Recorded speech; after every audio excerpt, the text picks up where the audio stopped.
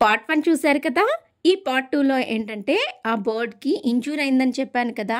మొత్తం రెక్క విరిగిపోయింది కదా! ఆ రెక్క విరిగిన దగ్గర మొత్తం క్లీనప్ అయితే చేశాము. చక్కగా వాటర్‌తో అయితే క్లీనప్ చేశాము. తర్వాత దాన్ని తుడిచాము. తుడిచిన తర్వాత దానికి వెటర్నరీ డాక్టర్ కోసం అయితే వెతికామనమాట. వెటర్నరీ డాక్టర్ రావడం జరిగింది. దాన్ని చూసి ట్రీట్ చేయడం కూడా జరిగింది. అది మీరు ఈ వీడియోలో చూసేయొచ్చు. చూడండి రెక్క ఎంత పెద్దగా ఇంజ్యూర్ అయ్యిందో. వెటర్నరీ డాక్టర్ కోసమైతే మా ఫ్రెండ్ ఎంతగానో కష్టపడి ఎట్టకేలకి మొత్తానికి సాధించేసింది వెటర్నరీ డాక్టర్‌ని. ఇంకా ఇలా ట్రీట్ అయితే చేశారు.